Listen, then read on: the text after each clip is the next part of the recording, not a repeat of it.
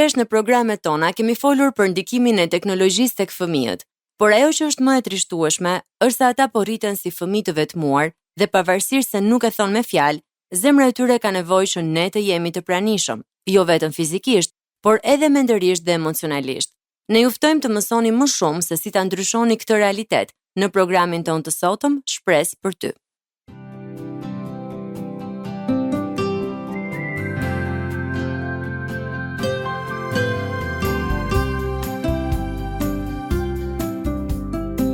TWR Albania prezanton Shpresë për ty. Përshëndetje dhe mirë se vini në programin Shpresë për ty, mikesha të dashura. Unë jam Marta dhe unë jam Dena. Përshëndetje edhe nga unë dhe faleminderit që jeni duke na ndjekur. Sot do trajtojmë temën fëmijë të vetmuar mes teknologjisë dhe komunikimit. Në ditët tona teknologjia është bërë pjesë e pandashme e jetës së çdo familjeje. Ajo sjell lehtësi, argëtim dhe informacion, por shpesh krijon edhe një realitet të ri, fëmijë që rriten mes ekranit dhe vetmisë. Dhe kjo është arsyeja pse ne i rikthehemi vazhdimisht kësaj teme në programet tona. Në shumë raste, telefonat, tabletat dhe lojrat digjitale kanë zëvendësuar bisedat, lojën e lirë dhe momentet e lidhjes emocionale me prindrit. Shumë e vërtetë, Arta. Një nga fenomenet më të dhimbshme të kohës sonë është se fëmijët po e përjetojnë vetmin jo jashtë shtëpisë, por brenda saj, në dhomën ku han, në divanin ku ulen, në dhomën ku luajnë. Vetmia nuk vjen më vetëm nga mungesa e njerëzve, por nga mungesa e vëmendjes. Ndoshta shpesh prindrit mendojnë se përderisa fëmia është në shtëpi, ai është mirë, i sigurt, i rrethuar nga dashuria, por vetmia emocionale është shumë e heshtur se vetmia fizike. Ajo ndodh kur fëmia ka pranë njerëz, por nuk ka me këtë ndaj botën e tij të brendshme. Kur prindi është aty, por mendja është diku tjetër, në punë, tek lajmet, në rrjetet sociale, tek mesazhet. Ky lloj izolimi është i padukshëm, nuk ka britma, nuk ka gjeste dramatike, vetëm një heshtje që zgjatet me ditë, me muaj, me vite. Një fëmijë i ulur me tablet në dorë, duket i qetë, i zënë, i rritur mirë, por ajo qetësi shpesh është një mburoj, një mënyrë për të mos kërkuar më atë që nuk po e gjen, praninë e prindit. Vetmia brenda shtëpisë fillon me momente të vogla kur prindi i thot po, pa e dëgjuar, kur një pyetje mbetet pa përgjigje, kur një përshafim shtyhet se jam në nxitim, kur një histori shkolle kalon pa vëmendje se jam lodhur shumë sot.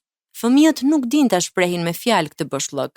Ata thjesht tërhiqen pak nga pak, bëhen më të heshtur, mbyllen në botën e tyre të vogël digjitale sepse ajo botë u përgjigjet, u ofron lojë, ritëm, zhurmë, gjëra që zëvendësojnë përkohësisht atë që mungon.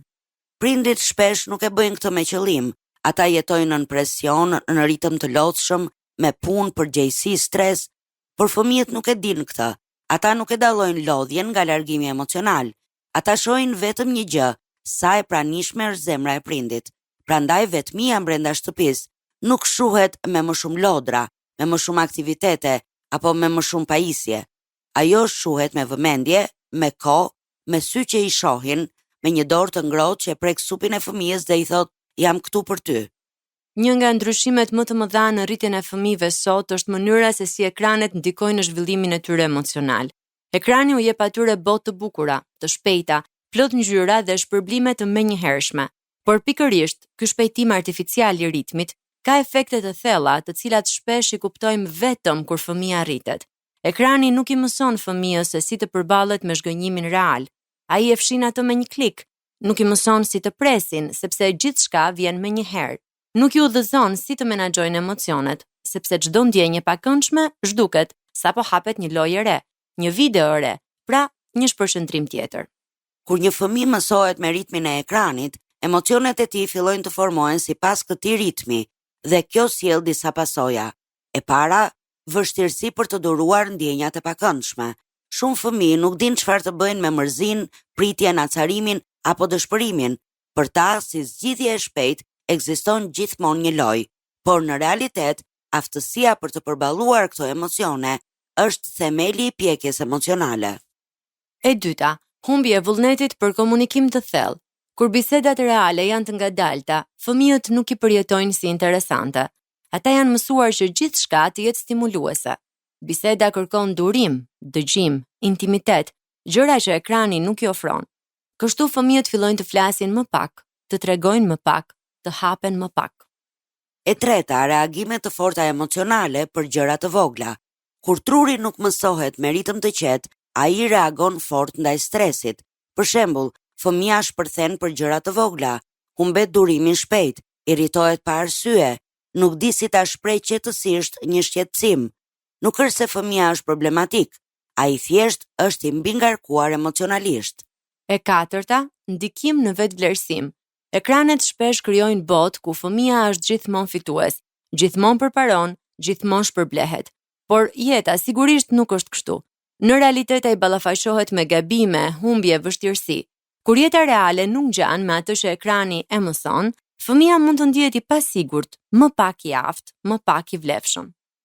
E pesta, zëvendësimi i marrëdhënieve emocionale me stimuj vizual. Në vend që emocionet të ushqehen përmes marrëdhënieve, përqafimeve, bisedave, lojës me prindin, shumë emocione qetësohen në thonjza me video.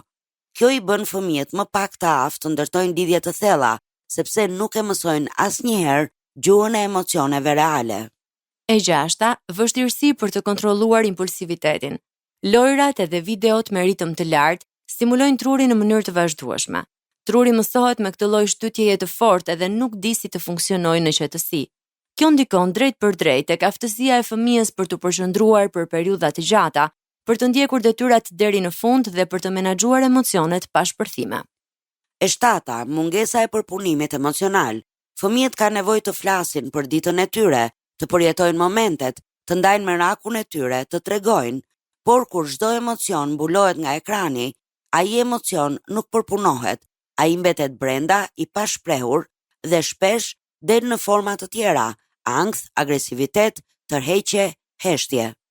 Në fakt, Arta, duhet të themi se armiku i vërtet nuk është teknologjia, por mungesa e pranisë së prindit. Shpesh kur flasim për fëmijët dhe ekranet, krijohet përshtypja sikur teknologjia është armiku ynë kryesor. Sikur ajo është plaga moderne që po dëmton familjet dhe që po largon fëmijët nga jeta e vërtet. Por në të vërtet, teknologjia nuk është as e mirë, as e keqe. Ajo është një mjet që mund të shërbejë ose mund të dëmtojë në varësi të mënyrës se si përdoret. Problemi i madh i ditëve tona është mungesa e pranisë së vërtet. Fëmijët nuk kanë nevojë për një shtëpi pa teknologji. Ata kanë nevojë për një shtëpi me prindër të pranishëm. Një prind i pranishëm është ai që dëgjon, që sheh, që pyet, që i kushton kohë fëmijës, jo vetëm fizikisht, por edhe emocionalisht. Shumë e vërtet, Dena, fëmijët rriten me atë që marrin më shumë. Nëse marrin vëmendje, rriten të sigurt. Nëse marrin praninë tonë, rriten të dashur. Nëse marrin lidhje, rriten të fortë emocionalisht. Por nëse marrin teknologji si stre, sepse neve na mungon koha, energjia ose dëshira, ata formojnë lidhje më të forta me botën digjitale, sesa me botën reale, jo sepse e duan më shumë ekranin, por sepse ekrani është gjithmonë aty. Në fund të ditës, nuk është ekrani që rrezikon fëmijën, por është boshllëku emocional që mbetet kur prindi nuk është aty. Edhe ja disa gjëra që prindrit mund të bëjnë që fëmia të mos përjetojë vetmi në mes të teknologjisë dhe shtëpisë me njerëz. E para, vendosni zonat pa ekran. Krijoni hapësira në shtëpi ku nuk përdoren telefonat. Për shembull, tryeza e ngrënies, dhoma e ngrënies, dhoma e gjumit, përpara gjumit sidomos. Këto momente kthehen natyrshëm në momente bisedash. E dyta, rregulli i 10 minutave në ditë. Edhe në ditët më të ngarkuara, kushtojini fëmijës të paktën 10 minuta, vetëm për të, pa telefona, pa televizor, pa nxitim. Këto minuta kanë ndikim shumë më të madh se sa duket. E treta, bëni pyetje të hapura që nxisin komunikimin. Në vend të pyetjeve si kalove sot, përdorni cili ishte momenti yt i preferuar sot? Çfarë të mërziti sot? Ose me kë u ndjeve mirë sot? Këto e nxisin fëmijën të hapet me ju. E katërta, shembulli i mirë nga prindrit. Fëmijët kopjojnë atë që shohin. Nëse prindi është gjithkohës me telefon, edhe fëmia do të jetë njësoj. Pak vetë kontroll nga ana jon e ndryshon shumë atmosferën e shtëpisë. E pesta, koha në natyrë, pa ndërprerje. Një ecje e lirë, një lojë në park, një ditë në natyrë pa telefona. Fëmijët përjetojnë lidhjen, jo izolimin. E gjashta, lojë të krijuar bashk, jo të dhuruar nga aplikacionet. Shumë fëmijë nuk din të luajnë pa ekran, sepse nuk kanë pasur modele. Loja me Lego, punimet e dorës, vizatimi e të tjerë krijojnë lidhje emocionale mes prindit dhe fëmijës. E 7, dialog i shet edhe i pranishëm. Dëgjojeni fëmijën pa ndërprer, pa gjykime të menjëhershme dhe me interes. Fëmijët hapen më shumë kur ndihen të sigurt. E 8, orari qartë për teknologjinë. Prindrit mund të vendosin se sa kohë lejohet në ditë, cilat orë janë të ndaluara, cilat aplikacione lejohen dhe cilat jo. Kufit nuk janë dënim, janë mbrojtje. E 9, aktivizoni kohën familjare një herë në javë. Një film së bashku, një lojë tavoline, gatim si familje, një aktivitet i thjeshtë. Kjo krijon identitet familjar dhe nuk i lë vend vetmis. E 10, jepuni fëmijëve detyra të vogla përgjegjësie. Kur fëmia ndihet i dobishëm në shtëpi, ai lidhet me familjen. Përgjegjësitë krijojnë ndjenjën e përkatësisë. E 11, biseda për internetin dhe emocionet. Fëmijët duhet të dinë se çfarë është teknologjia, ç'rreziqe ka, si mund të ndikojë në ndjenjat e tyre, edhe gjithashtu duhet të dinë se ekranet nuk zëvendësojnë lidhjet reale. Kur e kuptojnë këtë, ata e përdorin teknologjinë me më shumë vetdije. E 12, momente për ledhatime dhe afërsi fizike. Përqafimet, lutja para gjumit, ledhatimet, këto i rrisin fëmijët të sigurt. Asnjë ekran nuk e zëvendëson kontaktin njerëzor. E 13, koha personale e secilit prind me secilin fëmijë. Nëse ka më shumë se një fëmijë, koha individuale jep secilit prej fëmijëve të drejtën për t'u ndjerë i rëndësishëm. E 14, ndërtoni rituale të vogla që mbahen me vite. Histori para gjumit, një çaj ngrohtë çdo mbrëmje, një shëtitje të dielave. Këto rituale bëhen shtylla të lidhjes emocionale.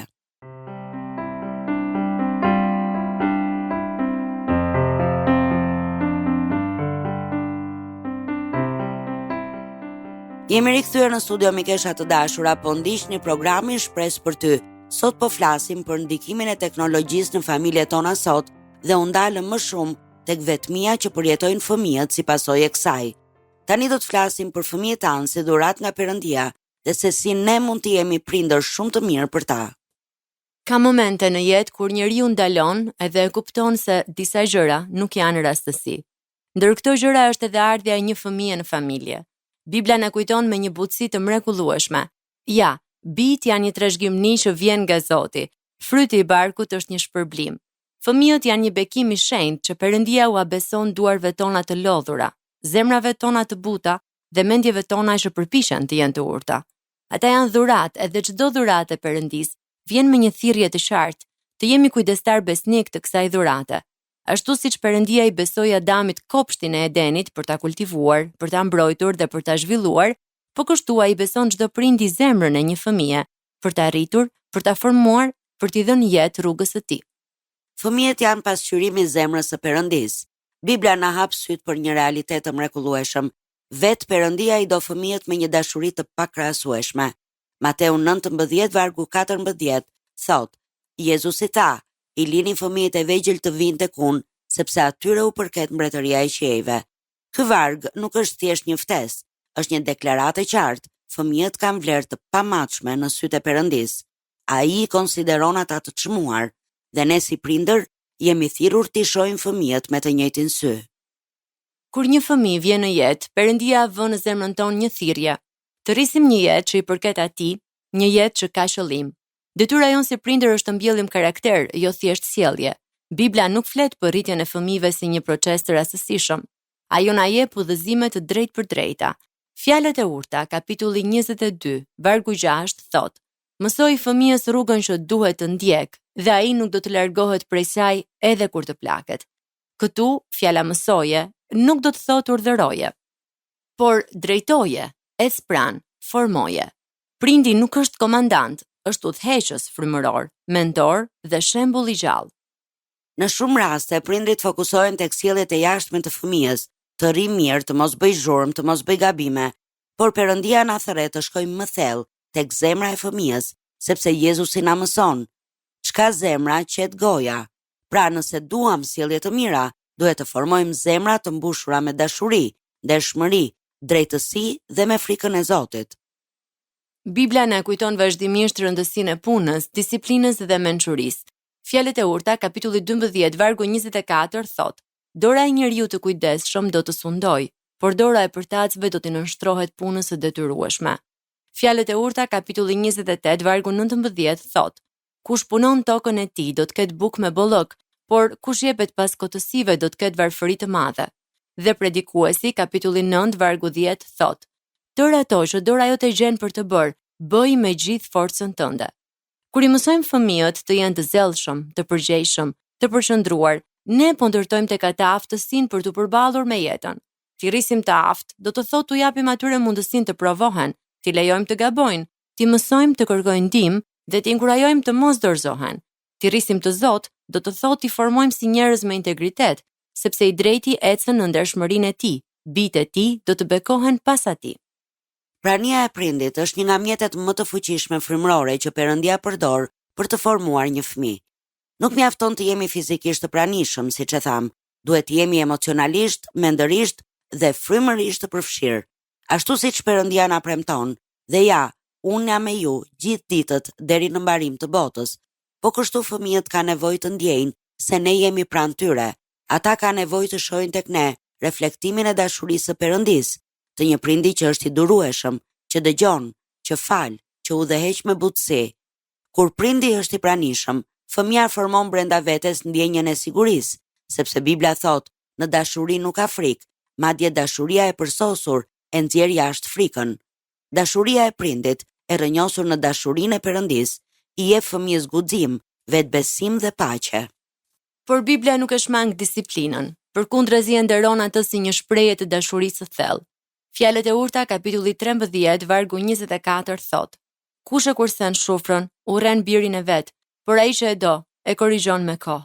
Por disiplina biblike nuk është ndëshkim as zemërim, është drejtim, është korrigjim me dashuri, ashtu siç Perëndia na drejton ne, jo me ashpërsi, por me durim dhe hir.